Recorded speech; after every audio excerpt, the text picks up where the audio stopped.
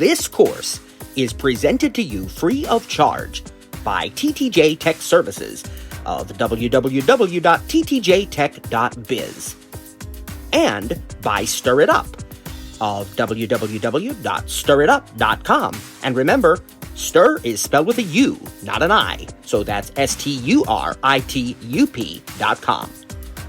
TTJ Tech Services and Stir It Up are pleased to offer this course to you to the glory of God and to the benefit of all those who listen.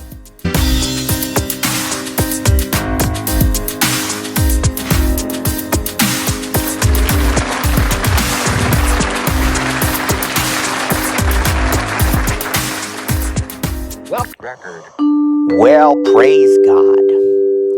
Stop. Voiceover in and out, session 3. Now,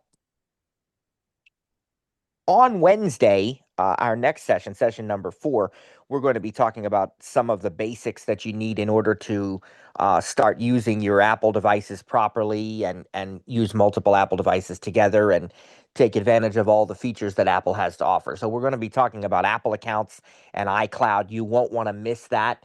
And then, of course, we'll be going on to other things. So this is very awesome and very exciting. But today it's time to talk about the Rotor. Rotor, if you didn't know.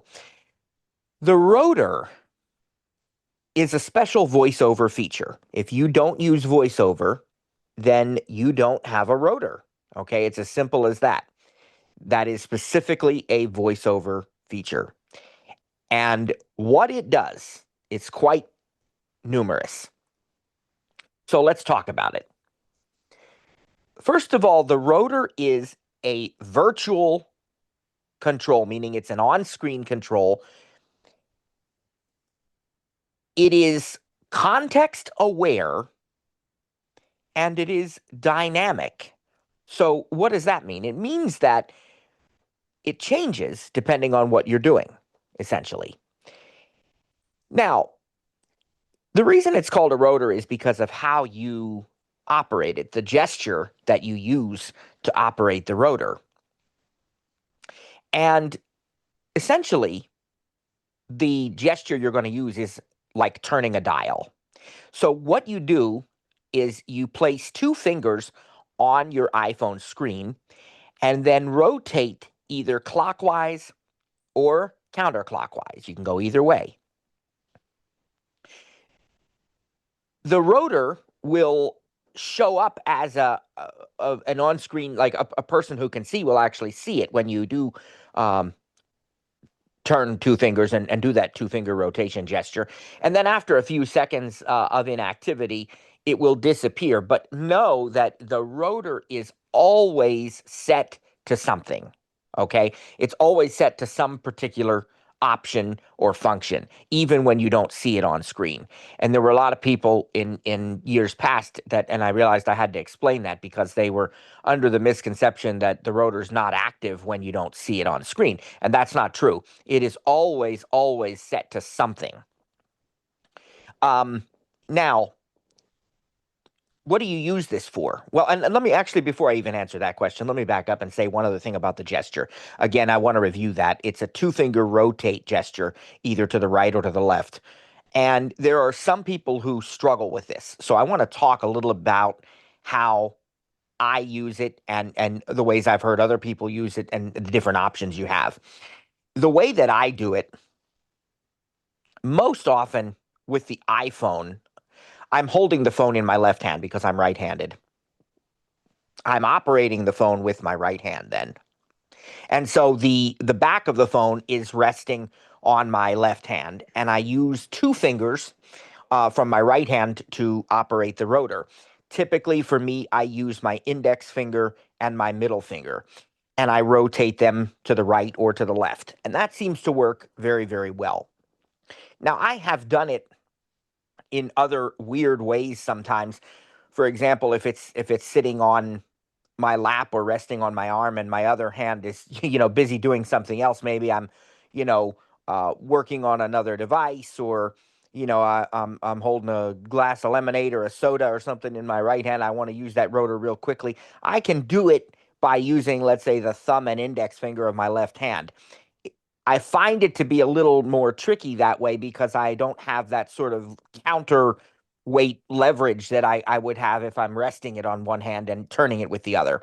So if you have it on a table, for example, I personally think that's a little bit harder in this instance. I mean, again, that's personal preference, but you can use your middle and index fingers as I most often do. You can use your thumb and your index finger. There are multiple ways, multiple fingers, as long as you're rotating two fingers. The other thing that some people have done is, again, kind of a split gesture where they use two hands.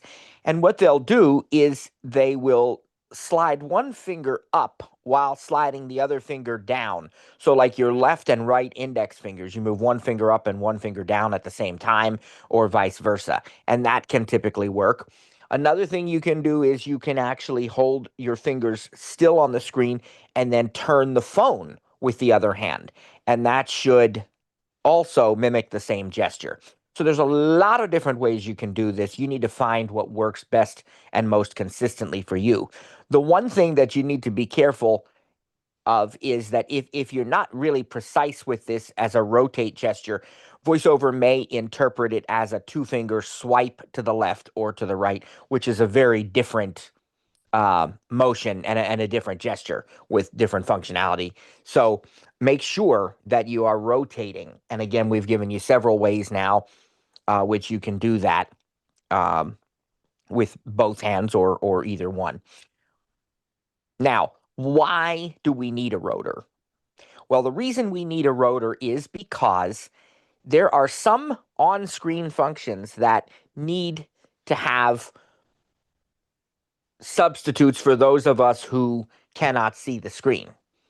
For example, if you want to select some text and you are not a VoiceOver user, you can see, then you can literally just drag these handles to increase and decrease what is selected on the screen, and visually you can tell where things are.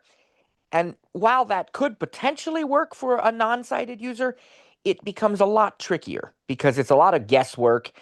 Oftentimes, if we don't see with our eyes, our spatial awareness is not quite what it is of our sighted counterparts. And so, if we can come up with easier ways, it makes a lot of sense. And that's what Apple has done so brilliantly with the rotor. So, what does the rotor do? It does a number of things. For one thing, it takes the place of some other visual gestures or movements on the screen. I'll say that again. It takes the place of some other visual gestures or motions on the screen. Another thing that the rotor does is it gives you quick access to common actions and settings. Settings are usually by choice, and I'll explain that in a moment.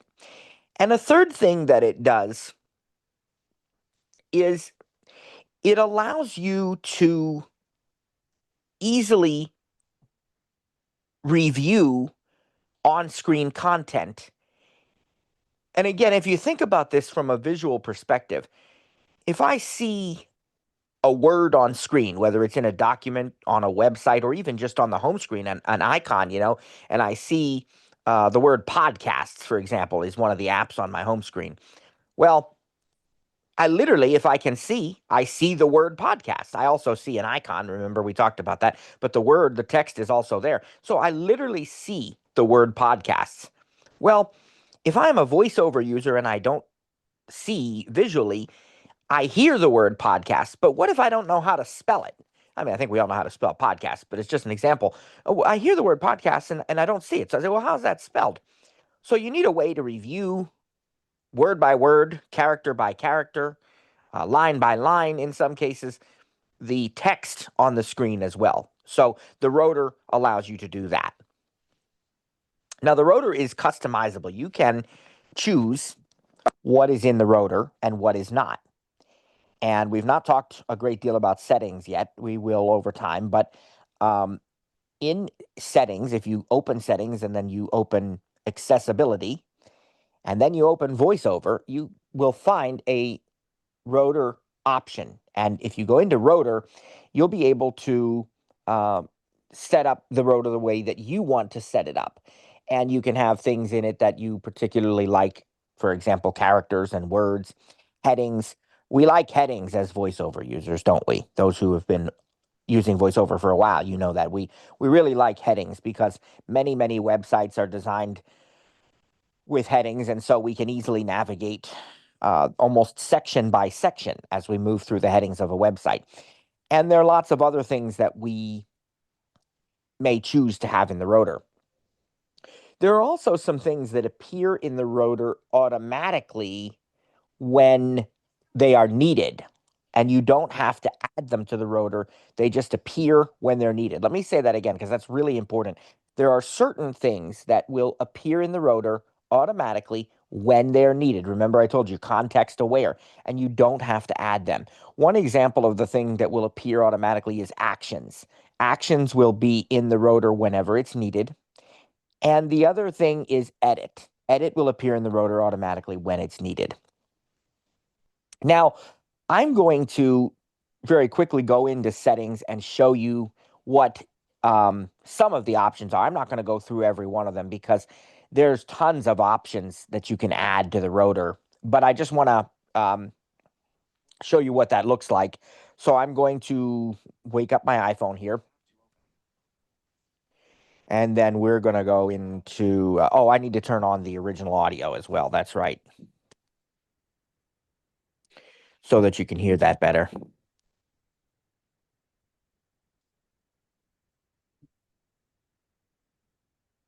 So done button. More speech. Okay, so now. Wallet settings. Double tap to open. Double tap. Settings. And I'll swipe. We've learned these gestures already. You know that we can swipe left and right to find the options, or we can tap on screen. Remember that. I'm going to find accessibility. Cellular accessibility button. And again, our activate gesture, which we learned last week. Double tap. One finger. Accessibility heading. Now we'll swipe to the right. Personalize iPhone in ways that work best for vision. Voiceover on button. We'll double tap. Now, notice it said voiceover on, by the way. I just want to teach you something. Normally, when you hear that something's on, you think, well, that's a toggle. Well, again, remember predictable patterns. With VoiceOver, you're going to know whether it's a toggle or not. If it actually is a toggle, it'll say like switch button, and it'll say double tap to toggle setting or something like that. In this case, it's a button. It does tell us that VoiceOver's on, but it's also a button that's going to take you into your VoiceOver settings. So that's where we're going to go. We're going to double tap on that. VoiceOver switch button on. Now see, that double tap to toggle setting is a toggle. Okay, now that we're inside the VoiceOver settings. We're going to swipe to the right for now. We're going to skip a lot of these. I'll show you more about VoiceOver settings later. I want to get specifically to Rotor right now. Speech, voiceover recognition, button, verbosity, audio, command, Rotor, button. Okay, there's Rotor. And there was our dog. I don't know what she's so excited about. But we're going to double tap on Rotor because I want to show you.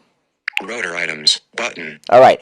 Rotor items. That's something we're going to look at momentarily because that's where you change what's in the rotor. We were just talking about that. Rotor items, button. I also want to show you something else if you swipe to the right. Change rotor with item, switched button, on.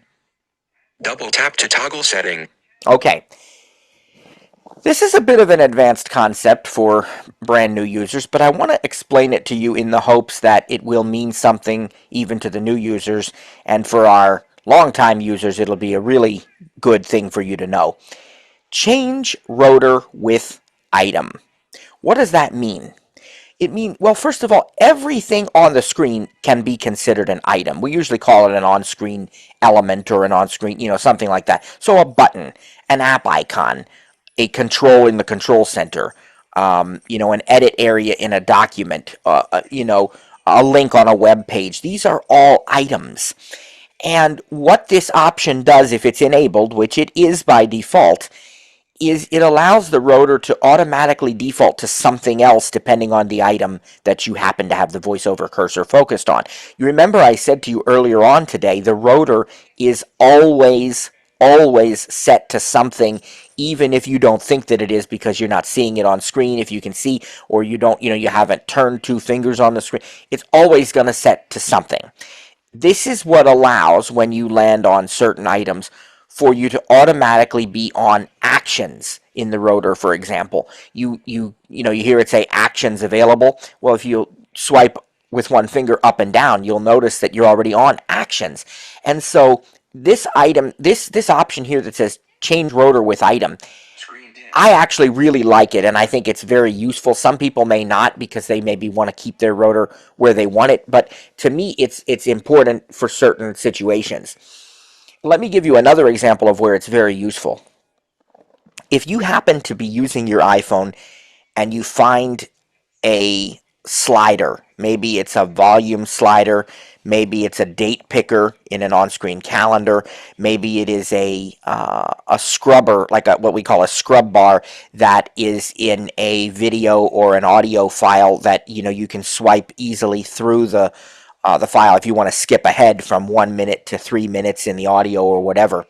And what you'll notice is that VoiceOver interprets these items as value adjusters, and VoiceOver will say swipe up or down with one finger to adjust the value.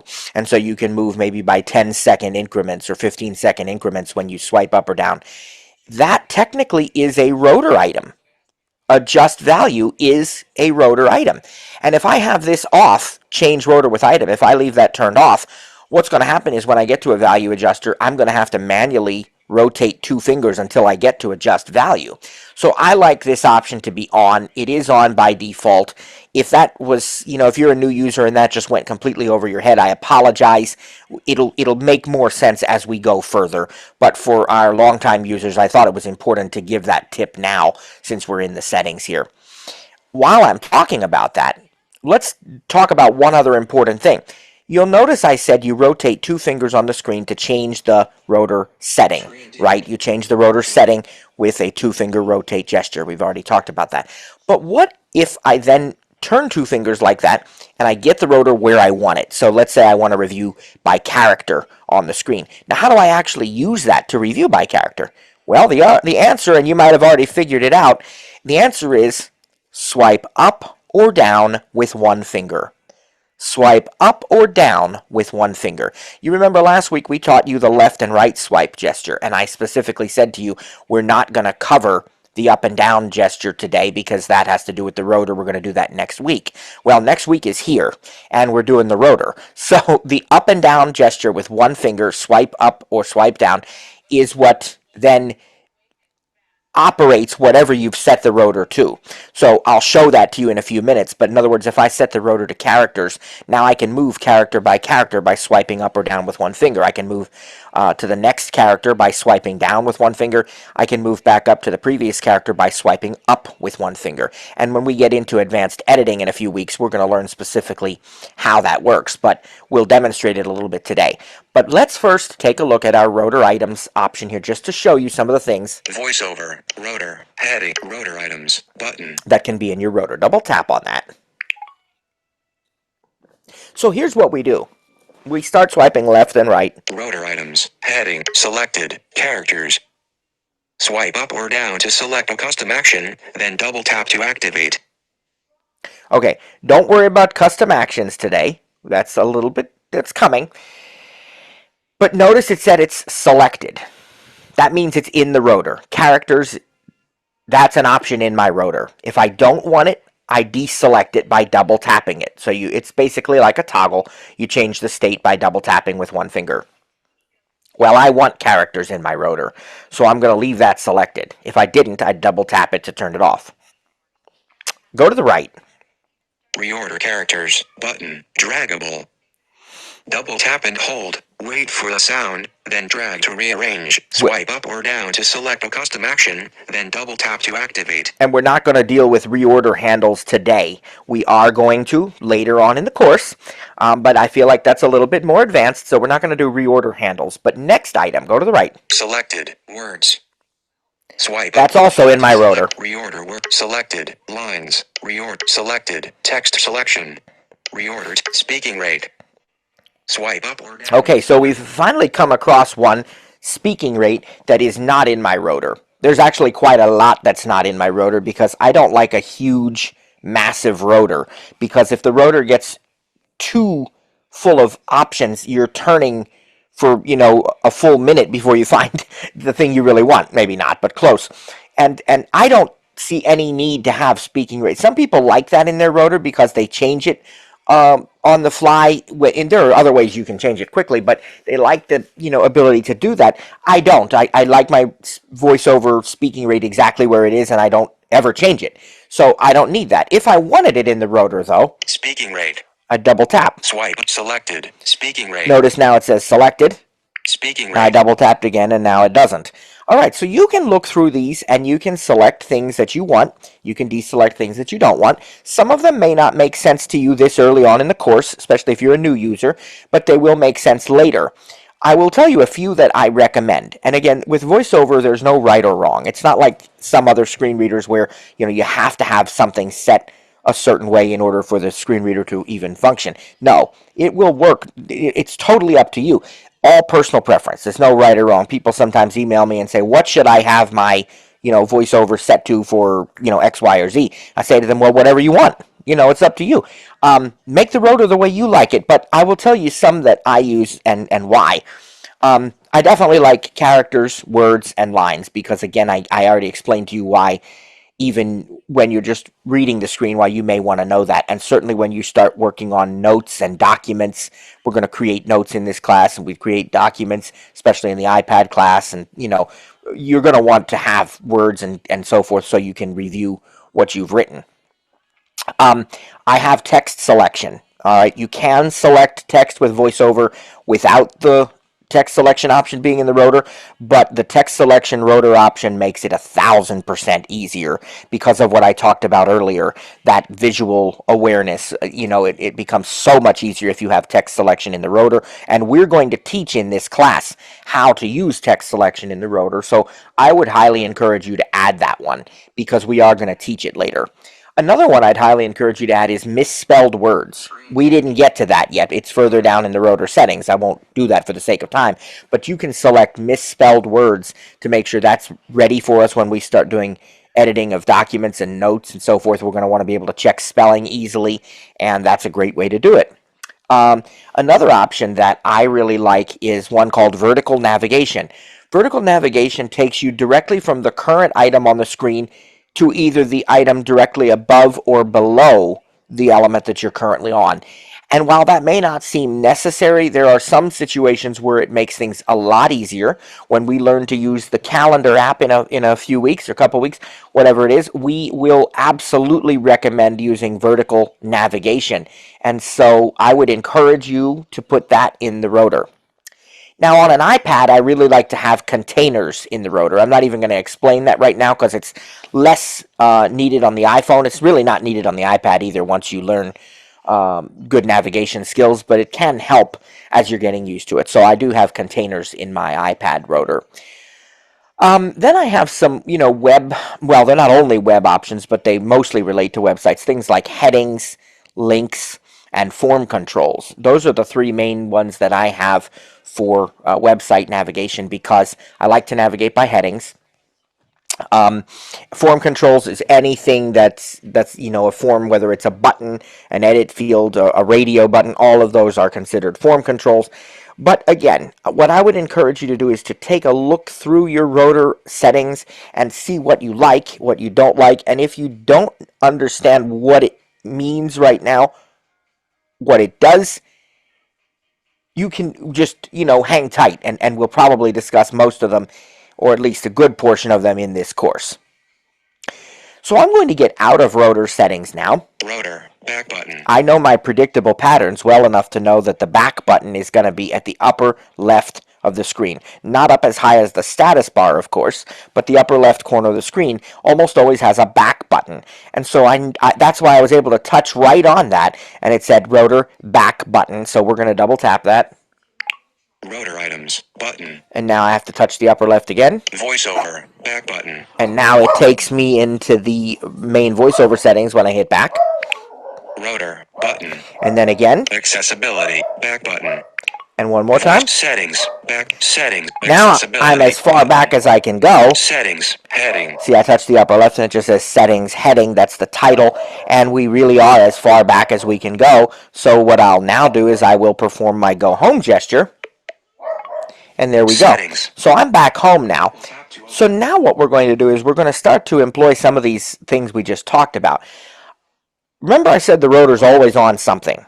Well, I happen to know that when you're on an app icon on the home screen, the rotor is going to default to actions. That's because there are actions available. So if I randomly touch an app icon, App Store. Double tap to open. If I swipe down with one finger, Edit mode. I hear edit mode. And if I swipe down again, Activate default. I get activate, and notice it said that's the default. That means I'm on actions, which is exactly what I expect, because the app icons have a context action available. Some of the items we'll run across have many more than just one context action, but this particular option allows you to go into the edit mode where you can rearrange apps and so on that we'll learn about later. You can also long press on an app icon, which is how I prefer to do it because you get a lot more options, but that's beside the point. We're dealing with the rotor today specifically.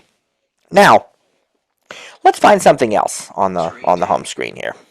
App Store, weather, notes, contacts, news, books, App Store, all right, mail, let's go. Clock, tip, reminders, maps, weather. Well, let's look at weather. Double tap to open. Let's pretend that I don't know which way to spell weather.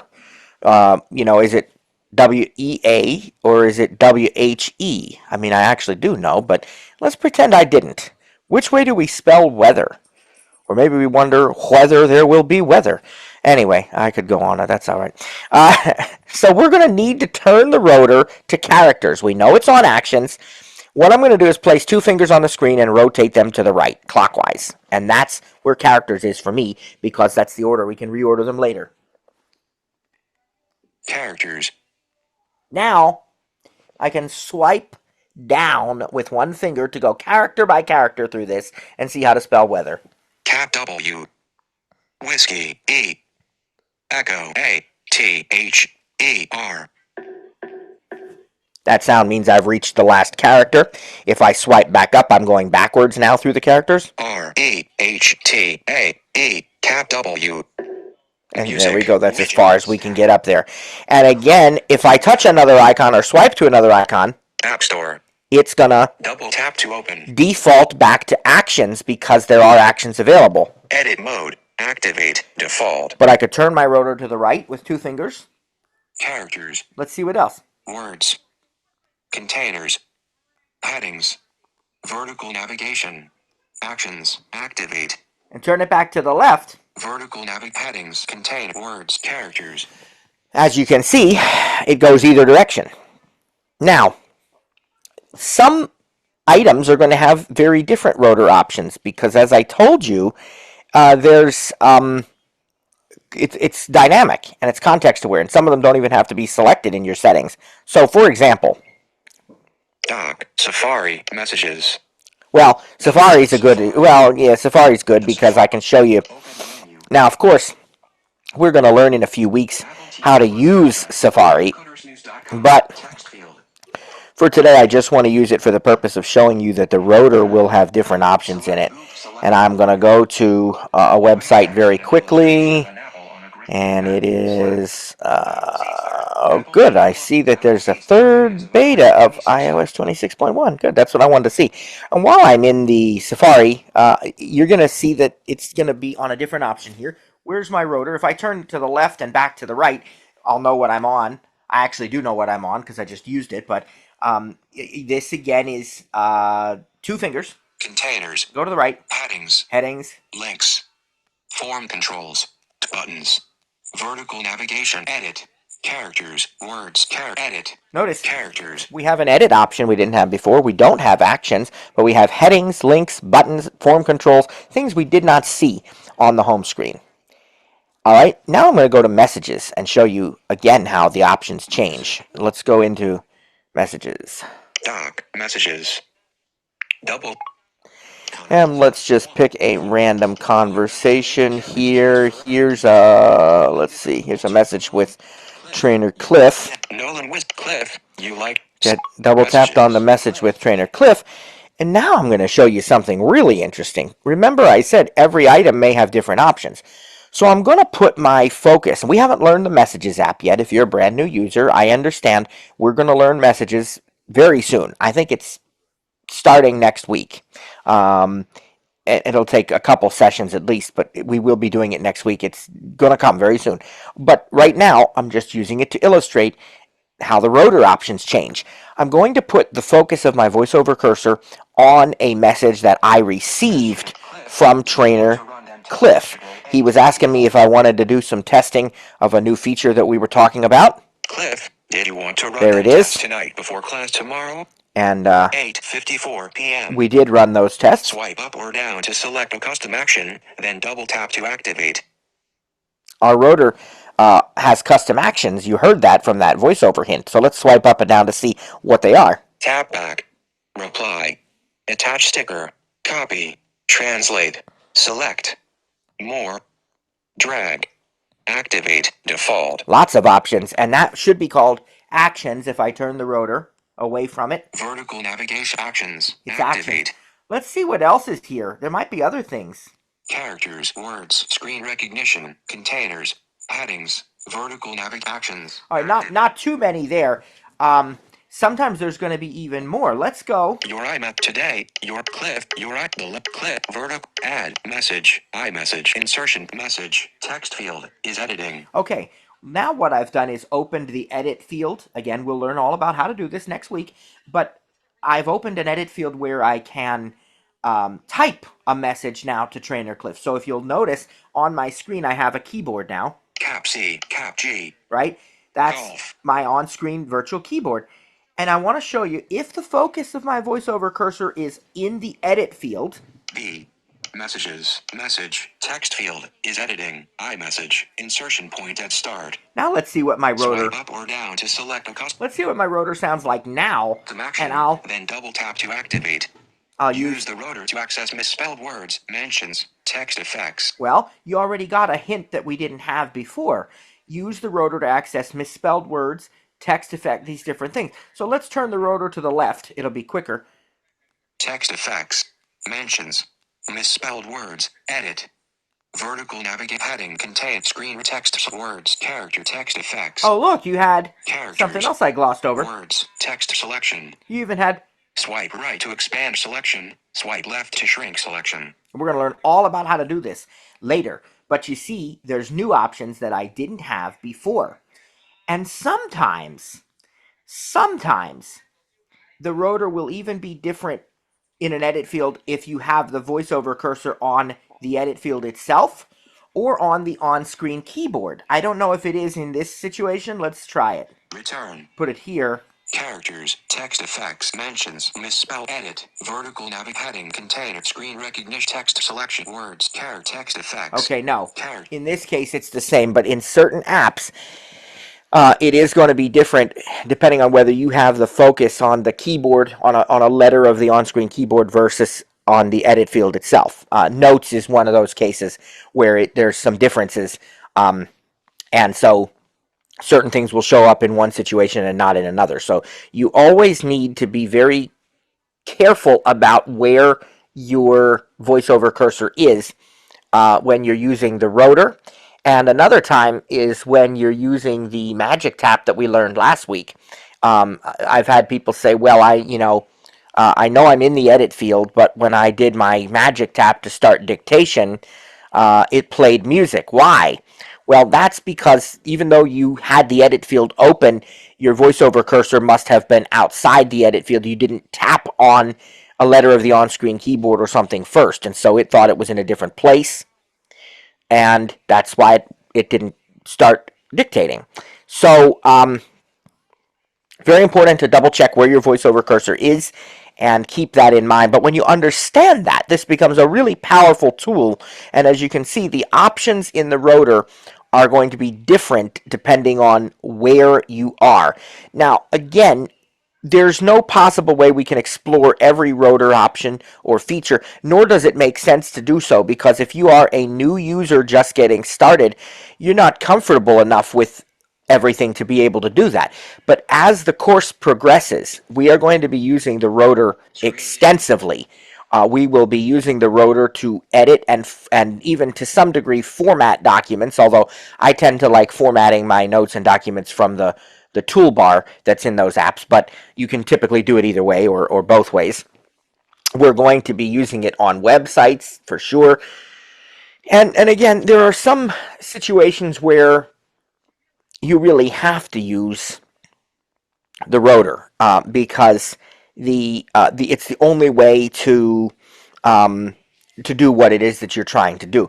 Now, I'm going to show you one other example of how app developers can customize the rotor. I've never done this before this early on in the course. Again, for new users, some of this is not going to necessarily be easily understandable, but I mean, you'll understand it, but you may not. How do I do that? Well, you'll get to it. You'll know by the end of this course, I promise. But the um, the idea is to show you that app developers can customize the rotor if they choose to. So, in my mind, that's what makes a really, really good app, right? To me, if you can work the app, if you can navigate through it with VoiceOver, it's accessible, okay? But what makes it really outstanding is when app developers go the extra mile. Apple, of course, does that with all of its apps. That's one of the many reasons, as I said before, I think, it's one of the many reasons that, for example, Pages is better, in my opinion, than Google Docs or Microsoft Word, because Apple has gone above and beyond to put special items in the rotor, special hints and other things in the app that make it easier to use. Well, there's some third-party developers that have done that too. So I'm going to show you something really fun here. As I said, I've never done this early on in this course, but I just want to give a little treat to our longtime users, and everybody will get something out of this because you'll see how the rotor changes. So there is an app called Philo, Philo. It's a live TV app. It is a very good app, actually. When we talk more about TV, we'll talk about it in our Apple TV mini course and so on. But it gives you about probably 170, 180 channels of TV. It's kind of more of the sort of family and lifestyle channels, Food Network, HGTV, Nickelodeon. You don't have a lot of sports or news channels in it, but it's got a lot of great features, unlimited cloud DVR, and anyway, more on that later. But what I want to show you is that the developers of Philo have customized the rotor to make it really easy to navigate the guide or the channel guide. So I will 2:41 p.m. open that app, and I gotta go to another page to find it. There it is. Double tap to open. And I'll double tap on it. Philo Connect button. Now, I'm gonna go, I happen to know, I know how this app is set up. It conforms to one of the predictable patterns that we're going to learn about next week called tabbed apps. And some of you don't know what that is yet, but you will by next week. But I can tell you this app has tabs, so I'm going to go down to the guide. Tab bar, guide, tab, 2 of 5. Double tap it. Okay. Philo guide. I'm in the guide. Double tap to jump to tab navigation. Or swipe right to continue. Okay. Heading. I'm going to swipe to the right, and I'm going to start to go through my channels. All channels. Okay, go to the right. A&E. Go to the right. Live PD, Police Patrol, Season 6, Episode 11, is live with 18 minutes remaining. Now. Description, an unfiltered look at police departments in action. Screenshot. They've put a lot of good hints in here. And what you notice is, that's what's on A&E right now. So now if I go to the right, what happens? Lightning Bolt SM, image. Live. Progress, 41%. I'm getting more information about that. Let's keep going, so maybe I can see what's on the next channel, right? Go to the right. Live PD, Live PD, Police Patrol, Season 5, Episode 4. Scheduled to air on Monday, October 13th, 2025 at 3 p.m. Okay, well, maybe now I'll get to the next channel, right? Live PD, Police Patrol, Season 3, Episode 16.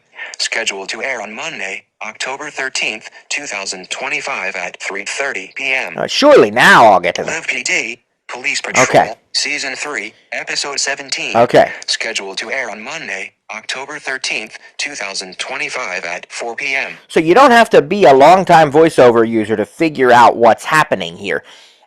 Instead of going to the next channel, swiping to the right is taking me hour by hour or half hour by half hour through the guide on the same channel so that I can see what is coming later on today. And that's great if that's what I want to do. But you know, some of these on-screen guides can be 2 weeks in length. I don't know how much the Philo one is. I haven't swiped that far to see. But I know it's at least the rest of today. And so, do I really want to have to do that before I get to the other channels? Well, of course not. Well, enter the Rotor. The developers of Philo brilliantly added a special Rotor option. And I'm going to go back here to A&E. AquaWeather, A&E. Okay, and I'm going to turn my Rotor and let's see if you hear it. Channels. There it is. Did you ever hear channels before in the Rotor? No. Did you ever see it in Rotor settings? Of course not, because it's not something you select. It's something that is unique to this app that they have built into the Rotor. So if I am set to channels, all I have to do now, predictable patterns, swipe up or down with one finger to go to the next or previous channel. So let's swipe down and look at what other channels I get. AquaWeather Network, AMC, AMC Plus, American Heroes Channel, Animal Planet, Aspire TV, Access TV, BBC America, BET, BET Her, Catchy Comedy, Clio TV, Catchy Comedy. Oh, I went back up there. Let's see what's on Catchy Comedy. Now let's swipe to the right.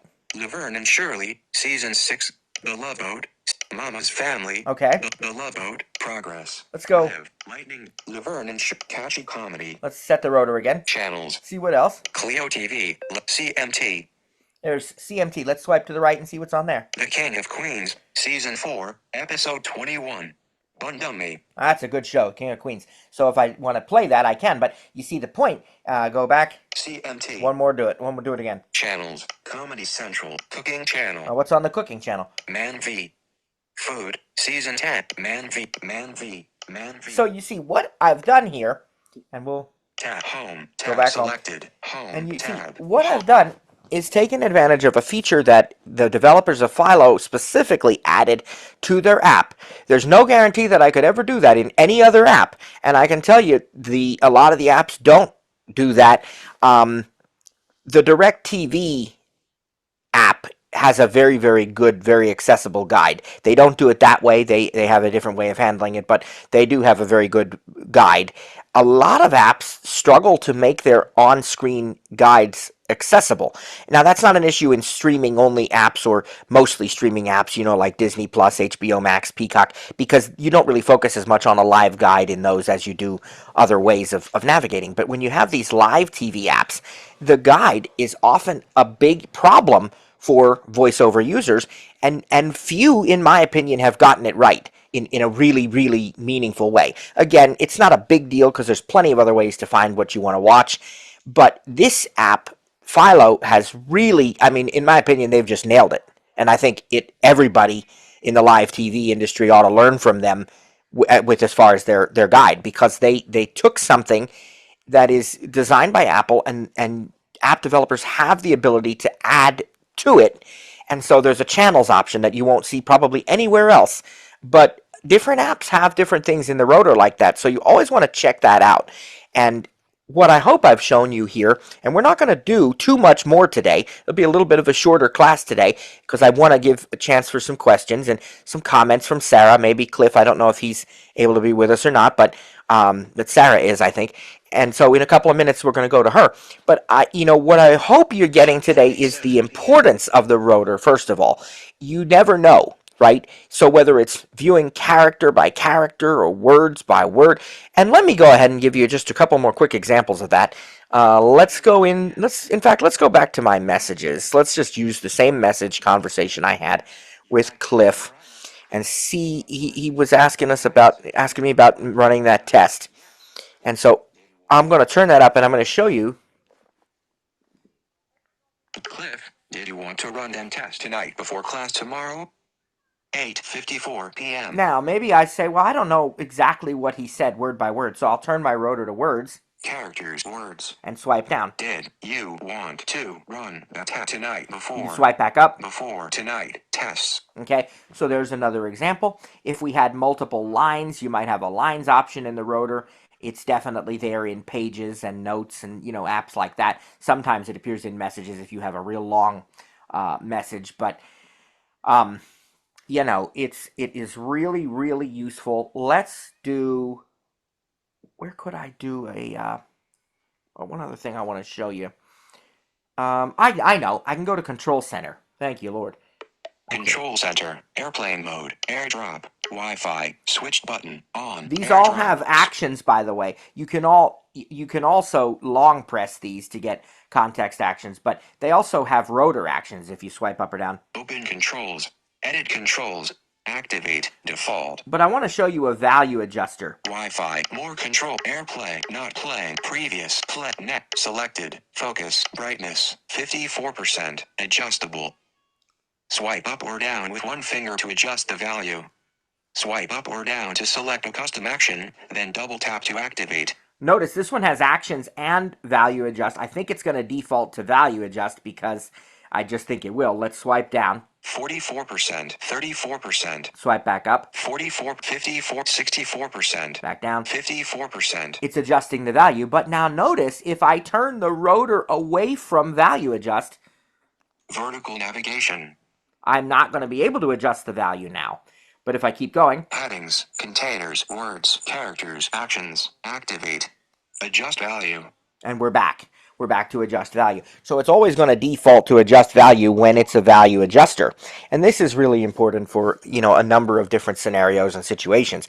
But it's going there by default because I have that option enabled in settings that says change rotor with item. And again, that is the default. So if you just leave it alone, it will work that way. And I do think, again, there's no right or wrong. It's personal preference, right? But I do think personally that that's the better way to go because I don't want to have to turn the rotor every time I come to a value adjuster or something like that.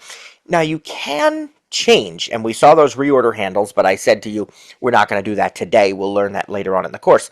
You can absolutely change where things are, where they appear in the rotor, and this is more important to people who have very, very big rotors, right? And maybe they want things to be in certain places. I really don't care. My rotor's really not that big, and I just find what I need, and that's that. I get used to where things are, but I don't care that much. Once in a great while, maybe I'll reorder something, but not typically. And so, you can do that, and we'll learn that later, how to do that. But you can move things to different places in the rotor so that when you rotate left and right, you'll come to what you want at the position where you want it. And by the way, for those people, which we're going to learn about this much later on in the course, but for those people who use Braille screen input or Voiceover handwriting or some of these other things, you can, when you enable those, they show up in the rotor, and that's how you activate them. One of the things I want to talk about, and again, this kind of goes more for our long-time users, but new users may be wondering about it because maybe you've heard about it and you're curious anyway. And, we try to find the balance and have something for everybody each session. I want to talk very quickly about screen recognition. We'll come back to it later on in the course. Not going to be extensive today, but for those who don't know, screen recognition is a special Voiceover feature that is designed for apps or websites that are otherwise inaccessible. It is designed to try to make them accessible. Now, that's not Apple's verbiage. They might not be willing to make such a strong statement as I'm making because it doesn't always make them accessible, right? That's just not, but it can help significantly in an otherwise inaccessible app. It's also a very not good thing if your app is already accessible and you turn on screen recognition. It will degrade the accessibility. So we've had people email us and say, boy, my messages app suddenly just isn't working. The send button isn't showing up. I can't do anything. And we say, check your screen recognition. And sure enough, that's what it was. You want to keep screen recognition off most of the time unless you run across an app where you need it. But the reason I'm talking about this is because I want to explain how screen recognition works in the rotor. So if you want to have the option of ever using screen recognition, the first thing you need to do is go to your voiceover recognition settings. And that's under settings, accessibility, voiceover, and then voiceover recognition. I recommend you turn all of the things on under there, the image descriptions, text recognition, and screen recognition. But the unique thing about screen recognition, it's different than the other two. When you turn on image and text recognition, they kind of work automatically. You come to an image, it gets described. The screen recognition option is somewhat different. When you turn on screen recognition in the place that I just mentioned, that simply means you're going to have the ability to use it when you need it. But now what you're going to want to do is add screen recognition to your rotor so that you can turn it off and on when you choose to, rather than having to go into settings and select which apps it works for and stuff. You just turn it on when you want it. So you go to your rotor, and you select screen recognition as part of your rotor. So now, when you come to an app or a website or a place that needs it, you simply turn the rotor to screen recognition, swipe up or down to turn it on or off, and it is as simple as that. Now you'll notice screen recognition is in my rotor. You heard it in one app, but you didn't in another. You may not have it, like on the home screen, you're not going to see screen recognition. Again, that's that context aware stuff, so it really depends. All right, so let's review, and then let's go to Sarah and our questions. The rotor, virtual control, unique and specific to VoiceOver. Not going to have it if you don't use VoiceOver. Context aware and dynamic, meaning it changes when it needs to, and the options that are in it are specific to what you're doing. Can vary depending on where your VoiceOver cursor is focused. Many of the options in it can be customized, either removed, added, or reordered, but some are just going to be there when you need them. Some are even special depending on the app that you're in. Again, how do you control the rotor?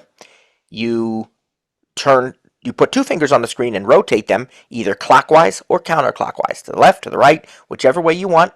And when you find the rotor item that you want to use, such as characters, words, or actions, you're going to swipe up with one finger or down with one finger in order to either move by what you've set or change the setting or whatever you need to do.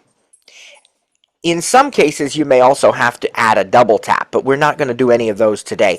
That would be an example for our advanced editing in a few weeks, like paste. If you want to paste text into an edit field, well, there's an edit option in the rotor. You heard it today.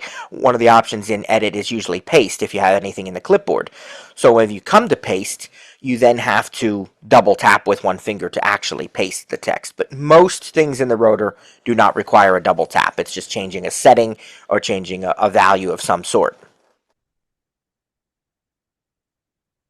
And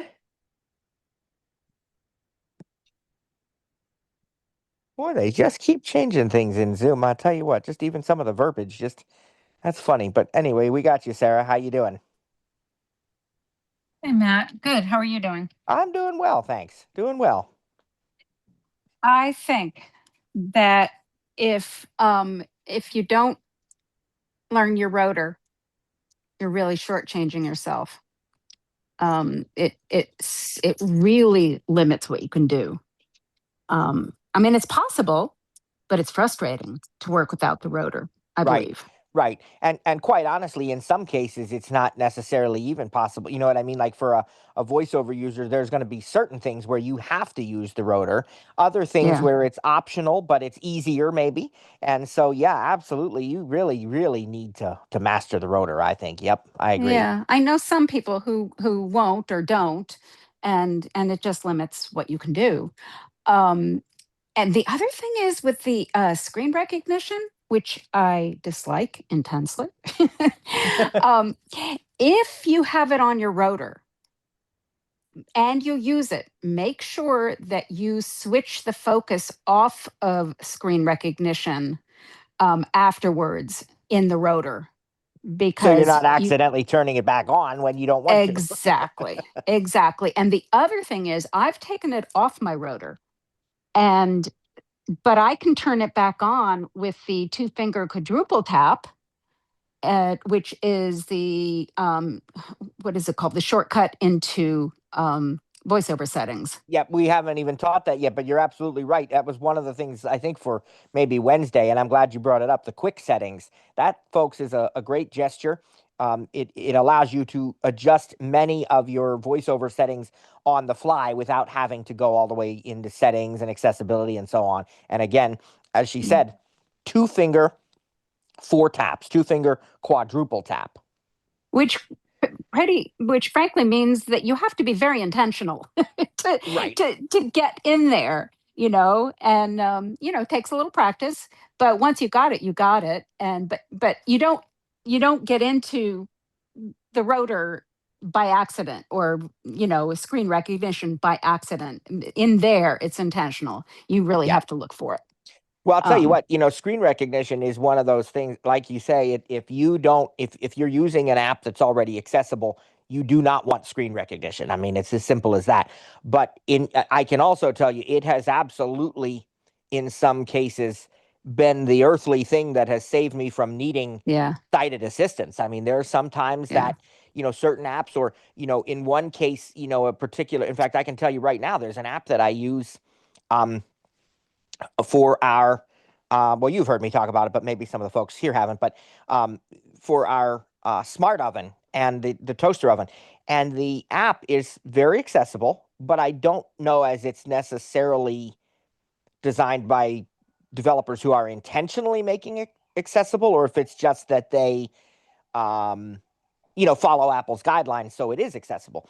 But they just added a feature where you can, like, swipe to move some of the cards on the screen, like for certain devices and other things, I guess. And what has happened is that the first step I need when I open that app is to select my toaster oven. You used to be able to do that by swiping, but now in this particular update, and I'm sure they'll fix it because, but right now you have to do it by touch. And the way the app is laid out, it's very, very tricky to find it by touch. So instead, in fact, this morning we were making breakfast. My daughter's home today on an in-service day, and great to have her home, praise God. But we were making breakfast, she and I, and she wanted me to make toast. So I was starting to do that. And I'm thinking, I'll find this by touch. I'll find this. Well, about 10 seconds into it, I'm not going to waste time with this. Turned on screen recognition, found it right away, and then turned screen recognition back off. So it can be really, really useful. But you really need to know very intentionally how to use it, when to use it, and probably just as importantly, when not to use it. And remembering at the end, turn it off, Yep. or turn the focus off. Right. If you have it in your rotor, just switch it to characters or words or something away from there. Right. Um, and the other thing that you mentioned, you said some people have a big rotor and some people have, like you have a smaller one. And I just wanted to clarify, language wise, linguistic wise, that it's not that the rotor is bigger, it's there's more stuff in it, right? Right. Is Right. that what you meant? Yeah. Well, Because that's when what you I were mean. Right. saying it, I Right. know when you were saying it, my mind works that way, sort of in images. And I'm like, oh my God. I Right. mean, Right. there's a Yes. big rotor on my phone. Right. Right. In other words, bloated with many, many Yeah, options, many exactly. Bloated. items. Yes. Bloated. Yes. That's a good word. Yes. Yeah. It, yeah, it's like overpacked. Right. Um, and then the rotor does change also. I mean, I know that you hit upon this, but there are some times when you get into a certain app and all of a sudden you won't just have, misspelled words and edit. You'll have a lot of things before you even get there.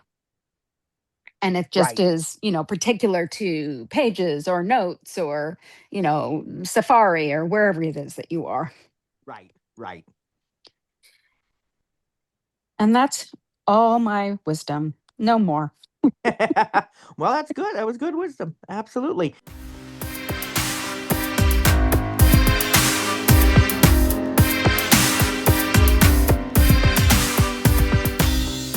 Thanks for joining today's session. Didn't get your question answered? Have an additional comment or feedback? Email us info@ttjtech.biz or info@stiritup.com. And remember, stir is spelled with a U. That's STURITUP.com. Or check out our websites for additional resources. That's ttjtech.biz or stiritup.com. And remember, subscribe to the newsletter when you're there. That way, you don't miss out on any upcoming announcements or events. Thanks for joining us. God bless, and see you next time.